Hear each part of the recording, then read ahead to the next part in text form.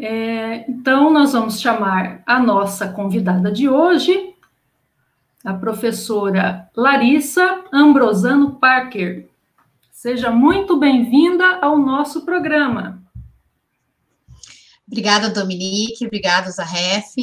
É sempre um prazer fazer parte dessa construção coletiva, né, que é essa construção da ecologia, da agroecologia, por redes alimentares nutricionalmente adequadas e para uma sociedade mais justa, né, por reforma agrária, né, na construção de uma democratização, né, dos meios de produção e oportunidade para a vida digna das presentes e das futuras gerações. E isso, sem dúvida, está nas mãos e na solidariedade dos movimentos sociais do campo, dos movimentos sociais da cidade, por isso que a gente está sempre juntos, tentando, né, contribuir com essa construção. Então, eu agradeço muito o convite. É sempre muito importante revitalizar as conexões, né, do marxismo e a ecologia, principalmente num tema em que a ecologia foi tão maltratada com o avanço da cadeia agroindustrial, agroalimentar, né? E aí a ecologia não aquela não intocada, né? É a biodiversidade, a agrobiodiversidade, que hoje, disponibilizada para a sociedade como um todo, tem ali o trabalho vivo dos camponeses, intergeracional, né? Por isso que nós temos tanta diversidade de espécies, de variedades, de raças animais, de espécies de plantas, disponibilizadas para agricultura, para alimentação e, inclusive, para a produção de medicamentos. Então, tem um trabalho aí intergeracional dos agricultores de todo mundo, desde 12 mil anos, quando começaram a fazer a arte da agricultura. Mas chega um determinado período da humanidade em que há o desenvolvimento daquilo que foi chamado de agrobusiness, né? Essa chamada agricultura capitalista. E formas de controle sobre meios de produção da vida, que são essenciais para a produção dos alimentos, começam a ser legitimadas como de propriedade de poucos atores, e atores privados, conformando, hoje, como nós vemos, verdadeiros conglomerados agroalimentares que monopolizam todas as etapas de produção dos alimentos, desde a semente até o garfo, né? Então, quando nós vamos na prateleira acessar alimentos, em sua maioria hoje, infelizmente, ultraprocessados, são os mais baratos, isso tem a ver com a construção de uma cadeia agroalimentar que faz com que os alimentos mais baratos venham de uma disponibilidade genética de plantas e animais muito pobre, por causa de uma concentração dos atores que manejam essa cadeia, então uma pobreza no fornecimento de alimentos, o que deixa a humanidade como um todo mais suscetível ao enfrentamento de processos de crise alimentar, nutricional, ecológica e essa crise de saúde pública que é a própria pandemia. Esse tema de hoje, eu preciso falar das novas fronteiras da agricultura capitalista, mas é importante a gente retomar o que é essa agricultura capitalista, o contexto em que ela surge e como é interessante aquela afirmação em que a história se repete, né? E dessa vez como farsa, né, do Marx, porque nós estamos enfrentando um contexto muito parecido agora com o contexto de criação, concepção e operacionalização dessa agricultura industrial capitalista. Então, ali em meados da década de 50, se inicia a construção da ideia ali na escola de negócios de Harvard, principalmente nos Estados Unidos, de que seria necessário se integrar todas as etapas da cadeia de produção, especializando essa forma de produção e os atores, integrando isso aos negócios globais, para que seja, então, viável mercados. Então, para que se houvesse essa integração desde a semente até a distribuição dos alimentos, até o prato dos consumidores, o que hoje ele foi meio remasterizado, remixado. Antes eles falavam muito dessa integração de todas as etapas, e agora ela vem com um nominho bem bonitinho, Farm to Fork, né, da fazenda ao garfo. E aí, numa proposta de que vão chegar alimentos frescos direto para o consumidor a partir de aplicativos, né? Então, eu estou no Rappi, estou no meu celular, no Rappi, no iFood, eu peço e o negócio chega em 30 minutos na minha casa, inclusive com taxas lá embaixo por cupons. Nossa, que maravilha esse sistema agroalimentar. Então, vamos tentar desencobrir o encoberto por trás dessas telinhas do e-commerce, desse comércio digital de alimentos, trazendo um pouco dessa construção do que é essa integração da cadeia agroalimentar e por que esse produto chega em 30 minutos na sua casa tão barato. Ou não é barato, está cada vez mais caro. Mas para um produto ser produzido lá na China ou no Brasil, a soja vai lá para a China alimentar porco, depois volta para o Brasil, então alguma coisa tem aí para esse produto chegar no valor que chega nas nossas prateleiras. Isso tem a ver com toda a verticalização, a integração vertical da cadeia por poucos atores e corporações. E essa verticalização ela é possível principalmente por aplicação tecnológica na produção de alimentos, formas de controle e concentração dos meios para produzir esses alimentos, diversas formas de controle, principalmente atrelados às leis de propriedade industrial e às leis de propriedade intelectual, principalmente sobre as sementes, agrotóxicos e também as leis de propriedade industrial sobre os maquinários agrícolas. Isso foi capaz de forjar um grande mercado e fazer com que, monopolizado, e fazer com que os sistemas alimentares sejam oferecidos à sociedade sempre mediados por poucos atores e corporações que detêm determinadas patentes e propriedades sobre as tecnologias dos sistemas de produção, tratando cada vez mais o alimento como mercadoria, não como um direito essencial para a vida das populações e dos povos. Isso tudo se deu, essa construção de poucos atores organizando cada etapa da produção, desde os inputs, desde das sementes, agrotóxicos, fertilizantes, até a etapa da produção, a etapa da distribuição e armazenamento, a etapa do processamento dos alimentos, e depois da distribuição via supermercados. Isso foi construído com muito subsídio público. Na década de 50, foi ali na Escola de Negócios de Harvard que a questão da integração vertical é colocada teoricamente, mas também começa o governo americano, e isso, o livro recente do Caio Pompeia, Formação Política do Agronegócio, conta, ali ligeiramente recupera essa construção dentro de Harvard, e o governo Lyndon Johnson, ali na década de 60, nos Estados Unidos, começa a desviar o orçamento público daquela política de preços mínimos para pequenos agricultores, os family farmers, os pequenos agricultores.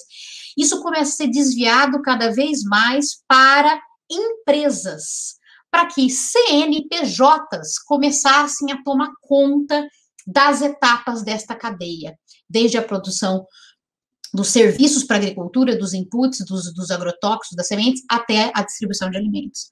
Ali você vê Kellogg's, você vê Heinz, você vê Monsanto, ADM, lá na década de 50, já participando dos conselhos de construção do que era o agronegócio. E ali no governo Lyndon Johnson, eles começam a direcionar o orçamento da USDA e da USAID, Departamento de Agricultura e também de Desenvolvimento, para as corporações desse sistema agroalimentar, principalmente para entrar nos países em desenvolvimento, que durante a Guerra Fria, na década de 60, estava sob disputa, né? Então, para se conter as revoltas e as rebeliões, principalmente inspiradas por Cuba, da chamada Revolução Vermelha, é lançada a chamada Guerra contra a Fome. E o alimento né, dentro da política de segurança hemisférica aqui na América Latina, a segurança alimentar passa a ser a grande estratégia para conter rebeliões e revoluções. Então, para eles, o lema era segurança hemisférica, segurança é comida. O orçamento começa a ser destinado cada vez mais para incentivar as corporações a virem vender esse pacote tecnológico com aplicação de direitos de propriedade intelectual nos países em desenvolvimento, na América Latina, principalmente, no primeiro momento, e fazer com que, então, se inserisse os agricultores e também os modos de produção, os fatores de produção, terra, recursos naturais, nos circuitos comerciais da cadeia agroalimentar global. Isso, principalmente na década de 60. Isso significou um incremento da produção agrícola especializada, então uma diversidade de alimentos passa a ser substituída por grande escala de produção de commodities e uma cessão cada vez maior da autonomia das famílias agricultoras que detinham ali as próprias sementes, os próprios meios de produção, inclusive em cooperativas e troca de sementes em feiras, né, com pequenas cooperativas de tratores, etc., né, para colocar esse alimento na comunidade. Isso começa a ser substituído rapidamente pela inserção de pacotes tecnológicos, de empresas transacionais que estavam sendo subsidiadas com o orçamento público norte-americano, para chegar aqui e fazer aquilo que eles chamavam de revolução verde, que é uma revolução verde vinda da semente, da agricultura, para conter sublevações e a influência da revolução vermelha socialista, né? Então tem todo esse contexto aí. E aí isso acontece cada vez mais numa integração vertical, uma maior quantidade de terras, de recursos naturais, sendo destinados para monocultivos de poucas espécies e raças, de plantas e animais, e exportadas cada vez mais como commodities numa cadeia, então, de produção agroalimentar. Como isso foi possível? Algumas formas de controle. A semente é ela é produto, ela é um grão, ela é um alimento, mas a semente também é um meio de produção do alimento. Como meio de produção, ela precisa ser restrita para se gerar negócio, comércio. Porque se todo mundo tiver acesso à semente, como é que eu vou vender a minha semente para aquele que também tem a semente dele? Então, a semente como meio de produção começa a ser objeto de controles. Controle biológico com a produção, principalmente em laboratório, com altos subsídios públicos, mas em prol das corporações, que depois vão poder patentear isso. É um controle biológico das sementes híbridas, quimicamente tratadas com agrotóxicos. Se não quimicamente tratadas, elas não dão aquele rendimento esperado para que seja viável essa semente depois para ser vendida como mercadoria. Então, ela precisa render. E cada vez mais as sementes e as raças animais começam a ser selecionados para se adaptar a essa escala industrial da cadeia agroalimentar. Tem que se adaptar ao trator, ao maquinário agrícola na hora de colher. Então, o pé do milho tem que ser de um determinado tamanho para a máquina. O tamanho da semente ele tem que estar certo na hora da colheitadeira, na hora de semear. As raças também são cada vez mais selecionadas de acordo com o tratamento químico por antibióticos, por antivirais. E aí você começa a restringir a diversidade da agricultura e da nutrição humana de acordo com as demandas desses poucos atores e corporações. Então, você tem um controle biológico da semente, então, na safra seguinte, essa semente híbrida não vai dar, e ela tem que ser quimicamente tratada para dar. Um controle legal, controle de propriedade intelectual sobre essas sementes, então o direito, aquela semente passa a ser, como meio de produção, uma propriedade privada. A semente ela passa a ser propriedade privada em 1968, com o POV, que é a primeira convenção internacional que fala, olha, um obtentor, um melhorista de semente, se obter uma semente que é nova, em relação às que existem no meio ambiente, pode ser objeto de proteção por propriedade intelectual. Excluindo todos os outros, inclusive todos os agricultores do mundo, que são responsáveis pela construção dessa semente, do acesso a essa nova semente produzida em laboratório. Aplicação tecnológica com propriedade intelectual. Controle tecnológico na agricultura, favorecendo o controle da cadeia como um todo. E o controle comercial. Então, fusões e aquisições. No começo, lá na década de 80, você tinha mais ou menos apenas 1% das indústrias de sementes controlavam as sementes no mundo. Então, as empresas sementeiras não tinham controle, eram mais ou menos empresas familiares. Hoje em dia, 3 corporações controlam 50% do comércio mundial de sementes. Então, são poucas espécies e variedades de sementes que passam a ser a base da nutrição da nossa qualidade alimentar, reduzidíssima, de acordo com as necessidades dos lucros da cadeia, não mais selecionadas de acordo com as necessidades nutricionais e da vida humana. E aí eu quero colocar para vocês, aí, produção, um slide, para vocês visualizarem como isso aterriza no mundo do sistema agroalimentar e também no solo, na terra mesmo. Vocês estão vendo aí? Já dá para ver ou não?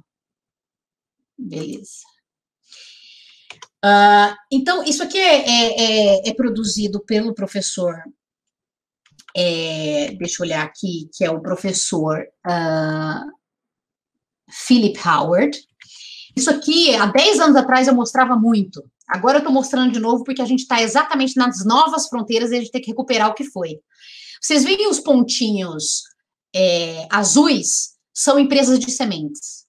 Os pontinhos vermelhos são empresas de agroquímicos, de pesticidas. Vocês veem que de 1996, quando a gente já tem a aprovação da OMC, da Organização Mundial do Comércio, já pode patentear, não é só proteção de cultivares, é também direito de propriedade privada sobre qualquer construção genética de sementes. E passa a ser obrigatória aos países que são parte do OMC mudarem todas as legislações de sementes para propiciar o direito de patente sobre a semente. Assim como a terra tem o direito de propriedade lá inscrito no cartório, na matrícula, a semente passa a ter também, a partir da patente, o direito de propriedade exclusivo pelos melhoristas de semente, excluindo todos os outros do acesso a isso, e aí fazendo o grande mercado se concentrando dessa forma. Em 94, é editado o TRIPS, que é o Tratado de Propriedade Intelectual relacionado ao comércio. Os transgênicos, então, passam a ser passíveis e as formas de vida de patenteamento. E aí o professor, ele mostra a concentração da indústria de sementes, que passam a ser cada vez mais compradas, já que tem a mesma base industrial, de melhoramento biotecnológico da semente. A semente, ela deve ser sempre quimicamente tratada para conseguir dar escala. Então, agrotóxico e semente fazem parte do mesmo pacote tecnológico. Nessa introdução desse pacote nos países, pela Revolução Verde, a chamada Guerra à Fome. E aí você vê a compra cada vez maior dos pontinhos azuis, que é de sementes, pelas empresas em vermelho, que são as agroquímicas. Em 96, você vê vários pontinhos azuis, várias empresas de sementes. Depois você vê, em 2008, as empresas, as Big Six, as grandes 6, os grandes oligopólios de uma etapa da cadeia de produção, que é a etapa da venda dos serviços para a fazenda, que são as sementes, agrotóxicos e fertilizantes. Então, você vê aqui Monsanto, Syngenta, DuPont, Bayer e Dow.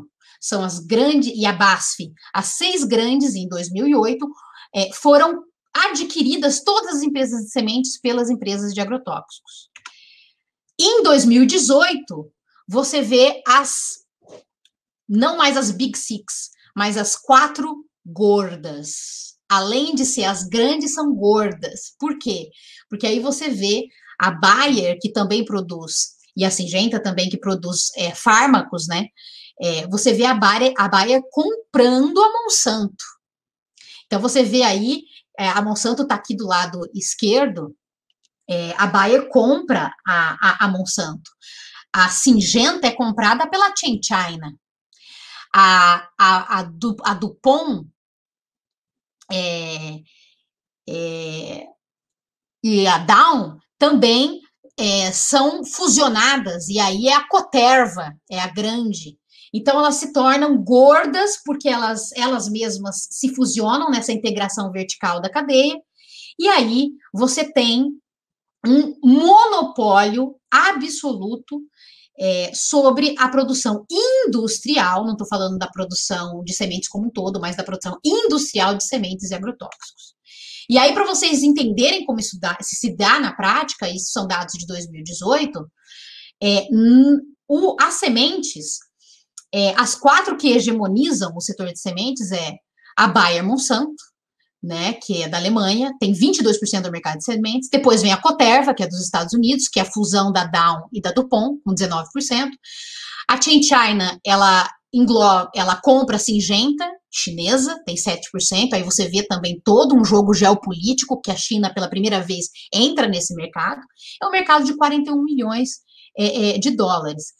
Hoje, com as novas tecnologias, como a de edição genética, que faz parte dessa agricultura 4.0, de uma nova fase do modo de produção agrícola, que incorpora novas tecnologias, além dos transgênicos, essa de edição genética, a Coterva já detém a maior propriedade individual de patentes. Então, de novo, baseado em desenvolvimento tecnológico, propriedade intelectual para formação e concentração de mercados. Hoje, 3 corporações controlam 50% do mercado mundial de sementes, e, além disso, são novos atores, que são os fundos de gestão de ativos, são os fundos de investimentos, eles que trabalham com carteiras de bancos públicos, bancos privados, pegam aposentadorias de trabalhadores que são depositados e gestiona essa carteira das aposentadorias para render mais, já que os juros na Europa são negativos, eles precisam encontrar algum ativo que renda mais do que os juros negativos europeus ou os baixos juros que o mundo oferece hoje. Então, esses grandes fundos de gestão de investimento passam a ter uma grande participação nesta cadeia agroalimentar, e eles detêm de 12% a 32% em todas as maiores empresas de sementes. Todos esses fundos que detêm as empresas de sementes são norte-americanos, os principais, o maior é o BlackRock, além dos outros que está aí nesse slide. No segundo tipo de serviço que é dentro da cadeia de agroquímicos, que são aquelas que compram as empresas de sementes, também vocês podem ver que a ChenChina, a Bayer, a BASF e a Coterva hegemonizam esse mercado, que passou das Big Six, das grandes 6, para as 4 gordas, né, concentrando todo o fornecimento da cadeia agroalimentar. As empresas de fertilizantes, e aí é baseado na mineração, é importante a gente saber que a empresa de agroquímico são empresas de base de petróleo. Então, as empresas de petróleo jogam um grande fator aqui. Então, quando a gente fala de esverdeamento da cadeia, da cadeia agroalimentar, é necessário a gente falar que na produção dos alimentos tem muito petróleo. E não só no maquinário, no diesel, na hora de fazer a colheitadeira, o trator, ou na hora de transportar os alimentos, mas também toda a base de herbicidas, inseticidas, fungicidas, vem de uma base química de petróleo emissora de gases de efeito estufa. Mesma coisa os fertilizantes sintéticos, baseados em NPK, nitrogênio, fosfato e potássio. É a base de mineração. Você vê que a Nutrien do Canadá, que é muito forte em mineração, a Yara na Noruega e também nos Estados Unidos, eles movimentam o mercado de 105 bilhões de dólares, que é o que vai fazer esses fertilizantes sintéticos, que é a base da agricultura. A transformação da cadeia está acontecendo com os chamados biofertilizantes, a gente vai falar nisso daqui a pouco. Maquinário agrícola, John Deere, também o Japão com a Kubota, a CNH do Reino Unido e Países Baixos, detém 52% do mercado mundial, né? também um mercado de 126 milhões de dólares. Sei que isso é chato, mas para vocês saberem, a gente tem que entender que toda essa cadeia é monopolizada. Aquele alimento que a gente pega ali na prateleira, ele é organizado por poucos conglomerados. Depende de poucas sementes selecionadas para a cadeia, agroquímicos, fertilizantes, que depende de petróleo e mineração, e o maquinário agrícola, que também está hegemonizado por pouquíssimos atores.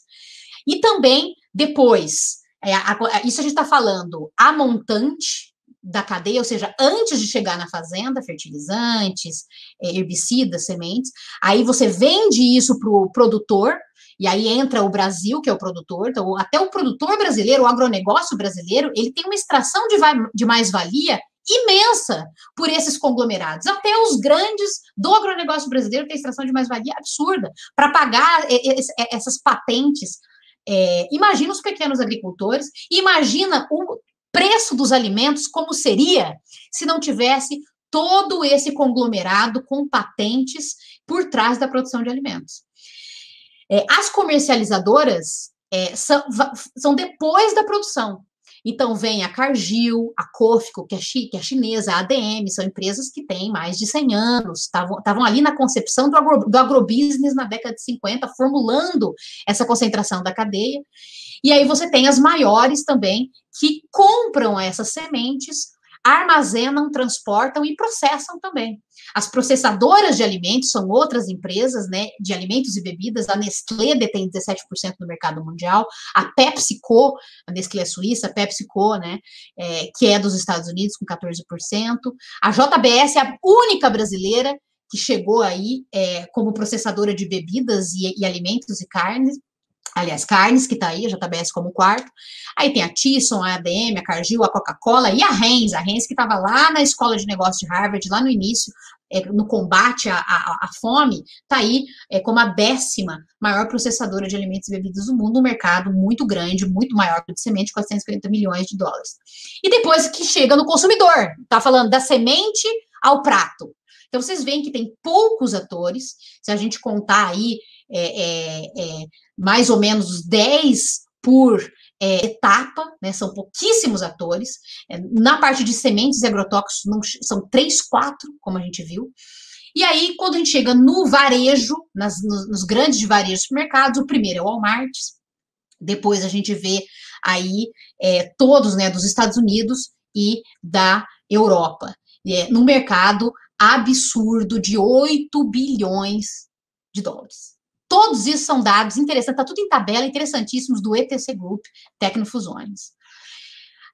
Com a crise da pandemia, aliás, a sobreposição de crises, crise ecológica e ambiental, essa demanda social por mudanças nas cadeias de produção para que elas sejam menos impactantes, que é chamado greening, né, o esverdeamento dessas cadeias. Então, já tinha uma demanda, vem a pandemia e ela causa limites ao liberalismo econômico, né, limites à livre circulação de pessoas e mercadorias e cargas. Houveram várias rupturas, disrupções nessas cadeias longas de valor, né, onde se produz de um lado e aí por navio chega na outra ponta e depois você importa de novo para comer. Então, houve várias disrupções entre oferta e procura.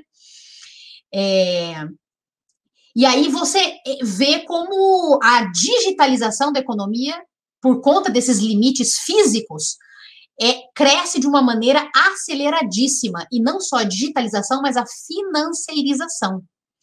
Então, nós vemos uma aceleração da economia financeirizada e digitalizada com a própria pandemia e com a própria sobreposição de crises, já que se vende que, diante da escassez e superconcentração dos recursos naturais, tem que haver uma mudança do modo de produção das cadeias de valor como um todo. Tem que se alterar, tem que ser menos impactante para o meio ambiente. Essa é a demanda. Mas, por outro lado, essa indústria precisa garantir a extração de recursos abaixo do valor de custo, para o mercado continuar funcionando, para continuar a extração de lucro. E aí vem toda a proposta das novas fronteiras da agricultura capitalista, que é chamada de agricultura 4.0, mas na realidade uma modificação de todo o modo de produção das cadeias de valor, que é chamada da indústria 4.0, como novo pacote tecnológico com aplicação de propriedade industrial para a continuidade dos negócios e dos mercados dessas cadeias de valores. Então, você vê a aplicação de inteligência artificial, robotização, todas as empresas de captura e processamento de dados e os serviços de nuvens que precisam armazenar todos esses dados que estão sendo que estão sendo capturados, né, ao longo de todas as cadeias de valor, não só na agricultura. Um aumento da conectividade, aí a gente vê a batalha do 5G, né, que está acontecendo em vários países com os leilões do 5G, inclusive no Brasil, o acesso à conectividade para fazer rodar essas novas tecnologias, robôs, inteligência artificial. E aí, com isso, exige-se também uma nova demanda por matérias-primas energéticas e minerais. Se eu preciso diminuir os agrotóxicos, diminuir a base petrodependente e minerodependente, né, de petróleo e mineração, se eu preciso reduzir isso, eu preciso encontrar outras matérias-primas para continuar as cadeias. E aí existe aí toda uma busca por novas matérias-primas e minerais para essa robotização, para fazer celulares, computadores, robôs, fibras óticas, para fazer a conectividade, e aí é lítio, nióbio, terras raras, né? E aí fala-se que essa nova indústria ela vai ser menos impactante, mas na realidade ela desloca uma demanda e ela vai para outra, ela amplia a demanda por materiais que são outros, não é simplesmente o ferro, né, gusa, não é simplesmente o cobre, são outros minerais que vão conviver com a exploração atual do que nós vimos hoje. E novas tecnologias. Então, se eu tenho que diminuir os fertilizantes químicos, eu vou produzir biofertilizantes, com a tecnologia de edição genética, são novas tecnologias, também governadas pelas grandes Big Six, ou as 4 gordas, né, que detêm a base tecnológica da produção desse tipo biotecnológica, né, e aí elas ofertam um novo pacote tecnológico, digital e também da biotecnologia. Eu não sei como é que está meu tempo, porque eu não estou vendo. Na hora que tiver o meu tempo acabado, gente, vocês me tiram da tela aí, tá? Porque eu só estou vendo a minha tela e o meu slide, eu não estou vendo vocês aqui. O Banco Mundial afirma que para sair da crise financeira só através do sistema financeiro. Já que a economia está completamente financiarizada e inclusive a base produtiva ela só existe por conta de financiamento do mercado de capitais, o mercado de capitais seria imprescindível.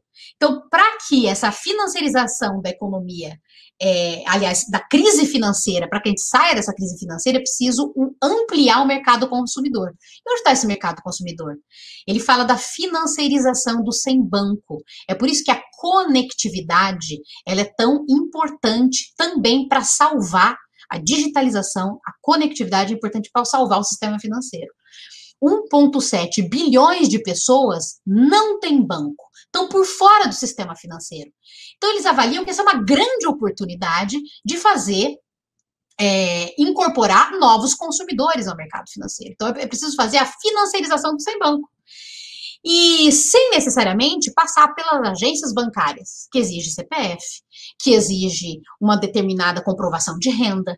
Então, seria possível através das fintechs, através das plataformas de pagamentos, como o Pix, como o PayPal, né? Você precisa ter conta em banco para fazer um pagamento via WhatsApp hoje. Hoje o WhatsApp ele liga todo mundo no mundo inteiro, mas também faz pagamentos. Imagina a quantidade, como o Facebook vai se sair com essa digitalização e com essa financiarização. Não preciso de banco, eu acesso o meu celular, se eu tiver conectividade, eu faço transação, moeda digital, não precisa nem de dinheiro. Tudo vai passar, qualquer tipo de troca no sistema passa pela financeirização. E isso tudo com o celular na mão.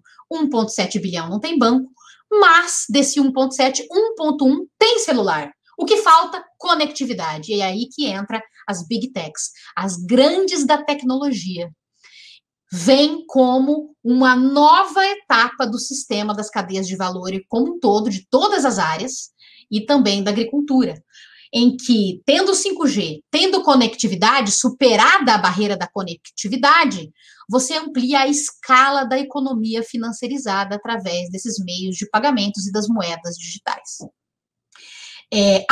Isso com certeza vai gerar uma transformação, já está gerando, das cadeias de valor na agricultura, com novas fusões, novas aquisições. Se lá no início do gráfico do professor Howard, de 90 até 2018 que nós vimos das Big Six, as quatro gordas, agora com o pulo das grandes da tecnologia na agricultura, você imagina como que vai ficar essa concentração vertical da cadeia. Só para mostrar aqui para vocês, as maiores empresas do mundo hoje, há 8 anos atrás, as maiores empresas do mundo eram as petrolíferas, mineradoras.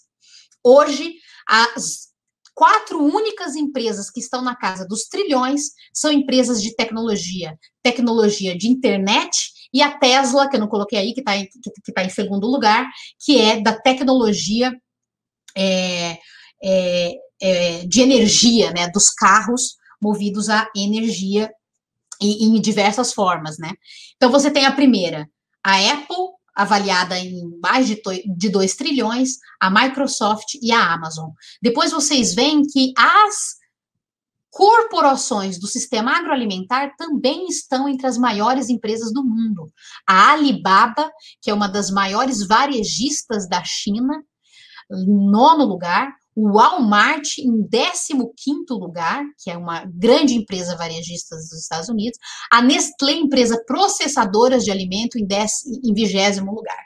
E aí nós temos as outras também que ocupam a casa das maiores corporações do mundo. Então, você vê que o negócio da fome gera um lucro imenso para as corporações que vêm desde a década de 60, com a Revolução Verde, se construindo. E agora, com a conectividade, com a necessidade de revolução da indústria 4.0 para a agricultura 4.0, a gente vai ver um remodelamento disso no campo.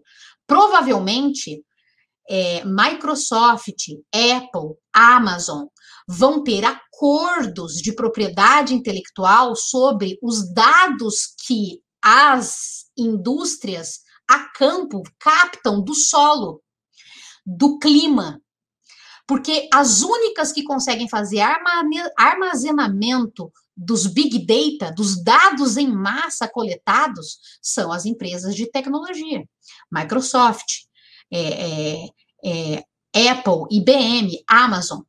Então, estas empresas necessariamente passam a fazer parte de todas as cadeias de valor e também da cadeia de valor do agronegócio para fazer girar a agricultura 4.0. O Banco Mundial diz, as grandes fazendas precisarão começar a puxar a demanda pelas tecnologias da 4ª Revolução Industrial. Aí, ó, a fórmula. Novas tecnologias com propriedade intelectual. E depois a novidade, né? Novos atores. Com o uso de dados massivos, né, os Big Data, a aplicação da internet das coisas, da agricultura de precisão.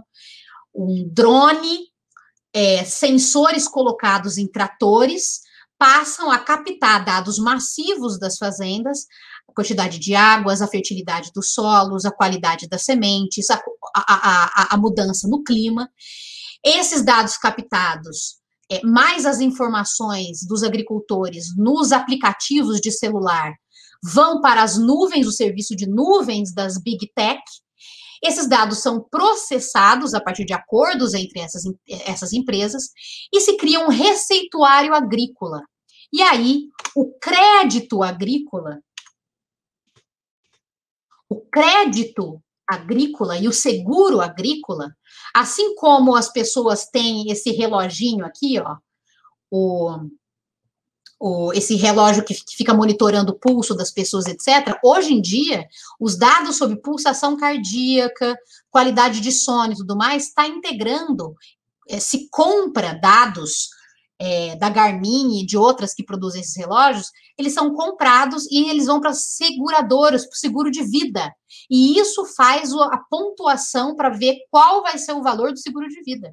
Do seguro, não de vida só, dos convênios de saúde. Mesma coisa aqui.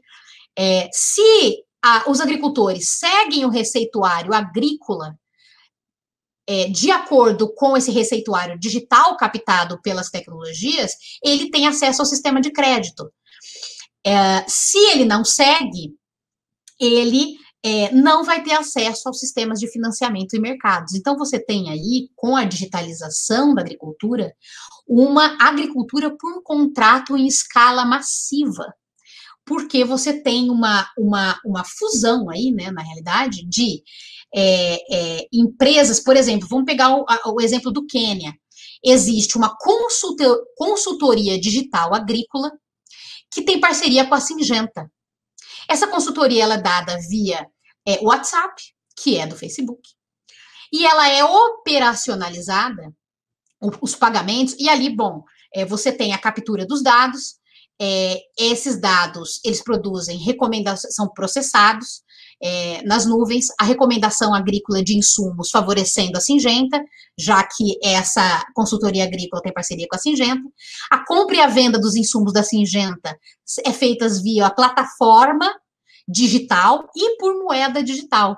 A plataforma digital é da Safaricom, que é a versão da Vodafone, que é uma grande de conexão e de telefonia da Europa, e também a partir de uma moeda digital com uma taxa muito menor do que a taxa bancária, que é a M-Pesa. Na Índia também, a Alibaba, que é uma grande corporação de alimentos, ela tem o Alipay. A partir dessa plataforma de pagamento, você consegue também operacionalizar compra e venda. E eles têm um braço de microcrédito, a Ant. Então, ou você segue o receituário digital, e aí você tem o crédito embutido, ou não. Então, isso acaba levando pequenos agricultores, porque isso é para as grandes fazendas, drones, grandes maquinários agrícolas por inteligência artificial, o drone conversa com o trator, internet das coisas, o sensor do trator já vai direto para o celular a informação, uma coisa conversa com a outra. Isso tudo depende de conexão, isso tudo depende de capital. Então, isso é um mercado restrito dos grandes. Mas serviços digitais gratuitos estão sendo cada vez mais dados por essas big tech, as big ag, né? E o crédito agrícola passa a ser condicionado a esses produtos do receituário agrícola digital. E isso faz uma agricultura de contratos massivo. Na parte da distribuição, a gente está vendo a uberização dos pequenos mercados varejistas, das quitandas, dos revendedores. Eles estão se tornando cada vez mais sistemas de delivery, né, das plataformas de e-commerce. Então, você tem vários exemplos em que você tira o intermediário, os pequenos comerciantes acabam se inserindo nessas plataformas no primeiro momento para tentar se utilizar dos deliveries da vida, mas, na realidade, cada vez mais você liga o consumidor às grandes varejistas, ao grande e-commerce, Walmart, Amazon, Alibaba, e são essas as que mais cresceram mesmo. Então, você tem realmente uma eliminação dos pequenos revendedores e a sua substituição por um novo intermediário na distribuição de alimentos, que o e-commerce e as grandes varejistas. Então, a gente está vendo aqui que há um desafio muito grande para nós nesse período, em que, de novo, há uma demanda muito grande da sociedade pela modificação do modo de produção, para que seja mais ecológico, menos impactante, Mas, de um outro lado, você vê o esverdeamento do sistema financeiro, só apoio aqueles que cumprirem com as metas ambientais do Acordo de Paris. E aí, há a proposta para a próxima etapa da recuperação econômica verde. E essa proposta vem muito ligada à chave: novas tecnologias com aplicação de propriedade intelectual. O setor de agricultura e usos do solo, ele está se colocando como um dos principais fornecedores de serviços de compensação das metas de emissões. Então, as empresas poderiam continuar emitindo, mas o setor da agricultura, através da agricultura regenerativa, através de novas tecnologias que vão emitir menos, com biofertilizantes, mas que têm aplicação de propriedade intelectual. Esse tipo de agricultura, ou o reflorestamento de árvores, que pode ser, por exemplo, da indústria de papel e celulose, a favor de Suzano, por exemplo, ou madeireiro, isso, o aumento das florestas plantadas industriais poderia ser, ou da agricultura industrial, com a recuperação, por exemplo, de pastagens com soja livre de desmatamento. A Bunge, várias dessas corporações que eu mencionei, acessam créditos verdes, financiamento verde, falando que estão fazendo uma agricultura regenerativa. A base, os 800 milhões de mil hectares que eles têm, são fornecedores de serviços ambientais, capturam carbono, e aí podem compensar as metas de emissões do mundo. E aí, a Syngenta agora, para terminar, ela fala o seguinte: nós estamos lançando agora o Modern Agriculture Platform, o MAP. Ela fala o seguinte, antes a gente vendia pesticidas, sementes e fertilizantes. Agora, nós somos uma empresa de serviços agrícolas e eles vendem diretamente para Alibaba, porque eles pagam acima do valor pela qualidade dos produtos e pela rastreabilidade digital. Então, a qualidade do produto é aquele que está embutido no pacote tecnológico do receituário agrícola. Isso é qualidade. Não é mais se é livre de transgênico, enfim. E se ele é rastreável, também com toda a digitalização dessa agricultura, com as tecnologias patenteadas e tudo mais. Lembrando, as redes alimentares camponesas, na realidade, isso eu falei da agricultura industrial, mas, na realidade, 500 milhões de famílias estão cultivando, embora cultivem apenas 25% das terras do mundo, produzem ainda cerca de 70% de alimentos para a população mundial. E embora três empresas monopolizem 50% da agricultura industrial de sementes, as redes de sementes seguem sendo controladas por agricultores. De 80% a 90% das sementes ainda estão nas mãos de agricultores. Então, nós temos uma oportunidade histórica aqui para conversar com as pessoas. Da fazenda ao prato não significa a maior ultraconcentração da cadeia agroalimentar da história. Delegar ainda mais poderes sobre a nossa vida a corporações, a soluções tecnológicas. Mas significa fazer disputa, né? Reforma agrária, agroecologia, sementes livres de patenteamento, que não são quimicamente tratadas, livres de propriedade intelectual, né? Já que os agricultores do mundo disponibilizaram a nutrição para a humanidade, e continuam disponibilizando, o que nós vemos hoje, além da concentração, o impacto. Os meninos falaram aí no começo, né? Nós tivemos a produção de uma crise ecológica, crise alimentar, crise de fome. A ONU acabou de falar, 768 milhões de pessoas passaram fome em 2020. E 2,3 bilhões não tiveram acesso à alimentação adequada. Então, contra a guerra à fome, surgiu o agronegócio. Contra a guerra agora da sobreposição de crises, de novo, solução tecnológica com propriedade intelectual para monopólio das grandes empresas? Vamos continuar comprando ultraprocessado no supermercado, fixando o preço de alimento lá em cima? Fome no país da super safra? Então, por trás das prateleiras, existe, desencobrindo um encoberto, esse conglomerado. Mas existe a opção da gente financiar 500 bilhões de famílias, redes camponesas, sementes e raças crioulas, sistema agroalimentar, diversidade alimentar e reforma agrária. Temos essa janela de oportunidade, isso cabe a gente financiar todos os dias agricultura familiar e camponesa.